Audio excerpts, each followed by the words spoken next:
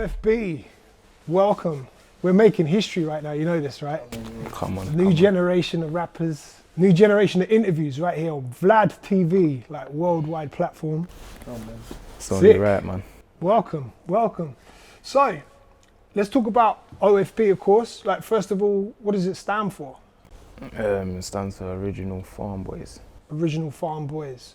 And this obviously, of course, it relates to Broadwater Farm Estate in Tottenham, right? For you two then, when did you start making music? Like what was I'm not talking about releasing music, I'm talking about like the very first recording sessions, your first bars. The first recording session, it was me and Bando. This was about, I'd say in about 2015. Yeah, about 2015. 15 still. Right, okay. Basically 6 years ago. Okay, so that's your first recording young, session. Recording, yeah, it was mad young. But like we didn't really at the time we didn't really see nothing from it. Like we weren't nothing. Just rapping, innit? Just rapping.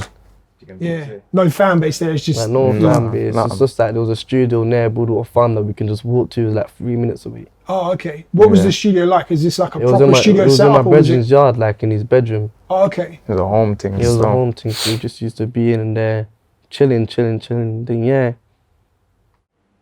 Tell me about that studio where you were making your first music. Like in terms of the setup, was it like a proper setup, or would you say like was the mic taped to the wall? No disrespect. Mattresses or sheets hanging down? It weren't one of them ones, but it was just like my man's got his laptop, his computer there, and the mic's there. Just like his own setup. Just a bedroom setup. Just a bedroom setup. Right. Okay. And the studios now that you're recording in, I guess, much more equipped. Yeah, they're crazy. Yeah, crazy. So, did Headdy One play a part in bringing you into the music and into like the studio settings as recording artists? Or is he a different generation of OFB? Obviously Headdy's been rapping from way back when, innit? Like, you know what I'm trying to say? He was rapping from way before us. Like, yeah. But obviously, I'd say it was more of me and Bando just deciding, can we try a thing? And obviously there was much support. Obviously Headdy's been there, pushing man from the start. Like, Abs as well. Like, Abs, a lot of people helped support. Nah, it's just more like Headdy just supported. I wouldn't say like brought us, if you know what I'm trying to say, but like he's been pushing us on day dot still. It feels that way, like the people that are doing music within Broadwater Farm seem to help bring up the younger generation of artists. Like those guys have done it for you. You seem to now be doing it for the younger OFB. Obviously, I'd say it's just a mandatory thing that from the estate. You just want to do that anyway. Like, support everyone else. You just want to do that. Is there people that aren't that good, but you support them because they're from the same area? No, if there's someone that isn't good, like me, I don't know, we just told them like if that's not good, but so far every single man's got their member is just, they're all on point. Yeah, they're all on point. Obviously everyone's entitled to their own opinion, but my opinion, I'm not being biased. I give it to the OFB man and so. Yeah, well, there's a lot of good music coming out of there, so a lot of people doing something right, most definitely. Growing up before you started rapping, what kind of artists were you listening to? More like Chief Keef and a couple American men. So a lot of Chicago drill. Yeah.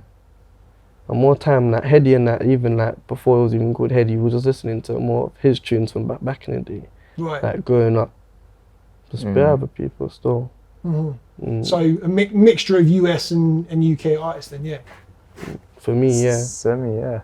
Like me, I'm more of like a country, like I like the country music, like not country but up north and. Right, so you don't mean country music, like the genre? Ram or something. Like I'm talking about in UK up north and you know them funny accents. Millions and all them guys from H, like from obviously Manchester. It's normal to them. To us, it's like it's just a funny accent, but yeah, they're cold. All of them, they're cold. Yeah. So, what point then in OFB's timeline did you realise that the music thing is really becoming like, this is something serious, like we can really do something here? Was there a specific moment that you realised you could have a career in music? No, it is. We was uploading videos and that, obviously yesterday as well. We was uploading videos. We was getting attention. Then like obviously started getting managed by my uncle and that, and obviously his brother. Then we released Ambush, but then after we released Ambush, like, that's when I just clocked, like, yeah, we've got a future ahead of us. Cause the views that hit still went crazy. Then they deleted it, we re-uploaded it again, they deleted it again. Then yeah, now it's on like 21 million views still. Right, so it's deleted twice. Why was it deleted? They were trying to say we're saying names or something. Right, okay. It's just bare little funny, like, little reasons. Like, Right. So you censored them out for the re-upload, and then they just came with more reasons. Yeah. And so it's up again now, then, right? Yeah. Fair Even time, more lucky. censored. Nah, this is the same thing, innit? Right, As a second version. Right, okay. Got you. Because I feel like, yeah, Ambush, I definitely feel like for you, Ambush was the track that broke you out of London. Because when I'm doing DJ sets, I'm doing like sets in places that are predominantly white, far away from London. And people are asking me, like, play OFB Ambush in the club as well. Do you know what I mean? Like, this is wild. Well, that song's more of a jumpy song still. Nah, trust you. Yeah, it's crazy. The crazy thing for me is that with that song in particular, the structure's different. Because you were all going back to back, you're like bar for bar and taking it in turns. There's no like hook or chorus, and you know what I mean? Like a lot of more popular club songs have the hook and the chorus in there. But with Ambush, it was just straight bars. That for me was like, I feel like it was one of the turning points in UK drill becoming more popular in the clubs as well. Do you feel like you pushed the genre into a more mainstream audience with that song? Not just for OFB, but I mean for UK drill. No, I wouldn't say that specific song. I can say that it played a role. Obviously, a couple other big songs dropped that year as well, but yeah, that and a couple other songs did push it out still. Collection of them together. Yeah. Helped the wave, I guess, yeah. Come on. So Ambush was taken off the Front Street mixtape. What's the relevance of the name Front Street? What does that mean? It's just like the front street of our state, like, it's like a little, it's basically the main strip, innit, like. Oh, okay, so it's like the main road. Basically. Nah, it's not even like a main road. It's like when the shops was open, Yeah. like obviously how we would use it anyway. If I was to phone Els and he was there and I say where, you would say it's Front Street. Oh, right, you just meet up the Front Street. Yeah, so it's just like part of the block. Right, I got you. The first track on Front Street was a diss record. Why did you say that? Some of the references, like there's references throughout the tape, but some of the references on the track, it was mentioning other people. Like there's certain references in there. So it maybe not built as a diss record, but there's definitely mentions. There's definitely lines in there that some people might have taken offensive.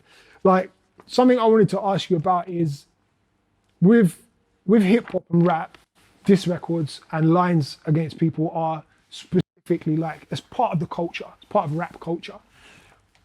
But when it comes to drill, it seems to be like a lot deeper than that, because I feel like in some cases it might go a step too far, mentioning people that have died or certain instances and stuff. Like how do you feel about the way that drill speaks about these kind of things? Obviously, I'd say everyone's got their different ways of like letting off what they want to say, if you get what I'm trying to say. Like, obviously, me personally, I don't really do that. I don't really, like me as Bando also, we don't really not condone it, but like, we don't really do it ourselves. We don't put no one's nothing. Well, we used to. I'm not gonna cap. Yeah, we used to. Still. Front, definitely on Front. It's a freedom of speech for everyone, isn't it? Everyone can speak. You're free to say whatever you want to say, and that's how you feel. But once you're actually in like the music game, there's no more of that still. Just gotta say it how you wanna say it. At this point, then, do you think like there is a line when it comes to music? There's a line that shouldn't be crossed. Like certain things shouldn't be spoken about or mentioned on a song. Would you agree with that now? As I said, freedom of speech for everyone, though, isn't it? Like, they're entitled to what they wanna say. And you feel the same? Yeah, obviously, I know what you're saying, but like certain things, innit, like I wouldn't.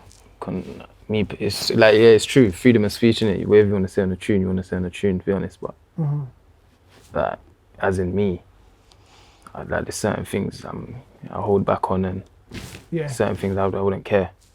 Like, it's different, isn't it? Yeah, no, I hear that. Bando, you posted quite an interesting clip on your Insta that I found. and it was taken from on Vlad TV, the interview with 22 Gs, talking about how the Opps make diss records just because they can't make songs. That's correct. Basically, is that how you feel? Like when you hear opposition making tracks and they're mentioning you, do you feel that way? No, that's how it is still. If they don't mention me, as he said, then they ain't getting no views. If they don't mention Lz, then they ain't getting no views. It's like a smart tactic. And I know they don't really want to do it, but they kind of have to do it. Try to get far in life still. So yeah. Do you feel like they have to bring your name into the track for anyone to start talking about their songs? They want it to go somewhere. They can't make music. That's exactly how my man said. They can't make music. They're not good at making music. You know what I'm trying to say?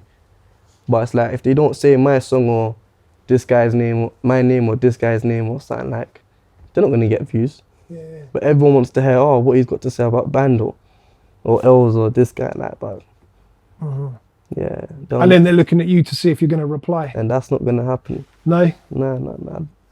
Done with replies and that. I feel like you guys are ascending past that now. Definitely with the new project that's coming, which we'll speak about in a minute.